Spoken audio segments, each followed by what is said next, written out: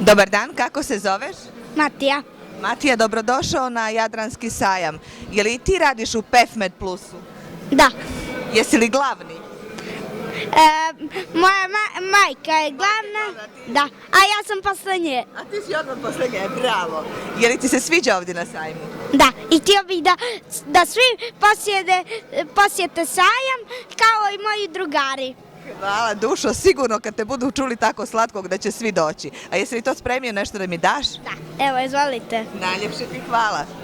Ljubim.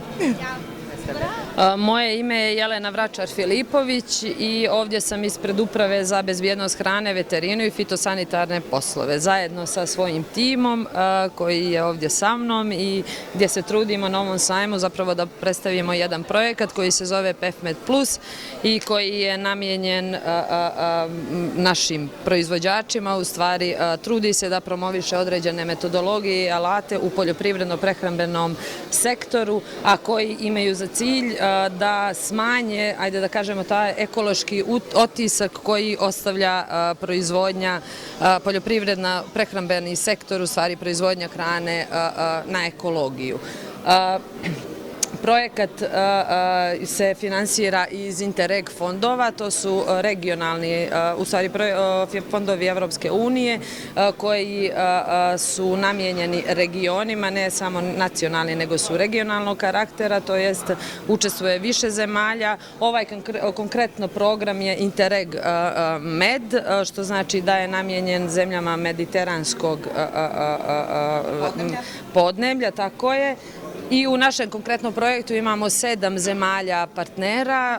Italijani, u stvari njihova agencija za zaštitu životne sredine je lider, a između ostalih partnera učestvuje i Uprava za bezbjednost hrane, veterinu i fitosanitarne poslove iz Crne Gore, pored ostalih zemalja, to su Hrvatska, Bosna i Hercegovina, zatim Grčka, Francuska i Italija.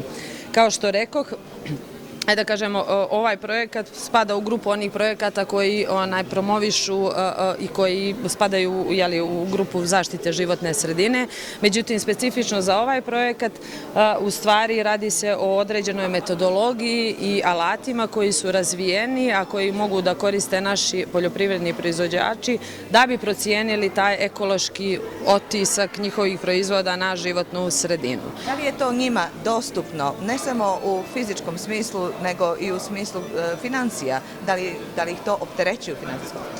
Pa da vam kažem, svakako znači da sama metodologija prvo ima neka ograničenja za primjenu ovdje u Crnoj Gori, obzirom da dosta inputa je potrebno samom alatu i metodu da bi mogao da dođe do tih nekih procjena. Međutim, koliko je dostupno što se finansijskog dijela tiče, sama procjena, ona i nije toliko skupa. Jednostavno samo je dovoljno prikupiti te izvjesne performanse koje imamo u preduzeću, a tiču se opet znači uticaja na životnu sredinu. Međutim, sam proces, ajde da kažemo, transformacije i implementacije sigurno da će zahtijevati neke finansijske, neka određena finansijska sredstva. Hoće li se država uključiti, s obzirom da se stalno zagovara da se štiti životna sredina i radi se na tome? Ovo je jedan projekat koji bi svakako država trebala da sufinansira, da ne pada samo na teret proizvođača, zar ne? Apsolutno. Radi se zapravo o tome da trenutno ova metodologija nije, ajde da kažemo, obavezna i obligatorna, međutim i u strategijama Evropske unije, a i u nacionalnim strategijama jeste pomenuta. Znači to je, da vam samo kažem da je PEF je u stvari skraćenica od Product Environmental Footprint, što znači ekološki otisak. I ta metodologija u stvari se promoviše od 2013. godine na nivou Evropske unije, a preuzeta je u našim nacionalnim strategijama, tako da za sada jeste da nije obavezna, ali svakako će biti u nekom narednom periodu.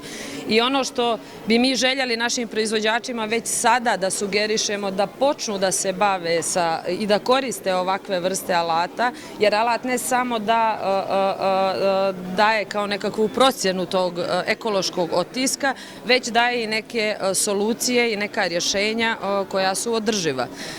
Tako da u smislu sad ako identifikujemo rješenja koja su moguće, tu je moment kad bi trebalo i država i ne samo država nego i ostali donatori i uopšte projekti koje postoje u našoj državi i koje mogu da koriste i fizička lica, a i privreda da bi, ajde da kažemo, poboljšali te svoje ekološke performanse. Edukacija na pravom mjestu, nadam se, i pravovremena informacija. Apsolutno, znači ovo jeste ovakva vrsta projekta, ovo kad vidite, plus to znači u stvari da se metodologija koja je već razvijena u nekoj prethodnoj fazi dalje širi, ne samo da se nadograđuje, nego jednostavno da se širi i promoviše da bi ljudi prosto i taj poljoprivredni prehrambeni sektor bio svjestan da takva sad metoda, harmonizovana metoda postoji i da mogu već da krenu da je primjenjuju. Kao što rekoh, nije za sada obavezno, međutim sigurno će biti i zašto je bitno za naše proizvođače jeste da na vrijeme krenu da primjenjuju i ovakve alate za procjenu, a kasnije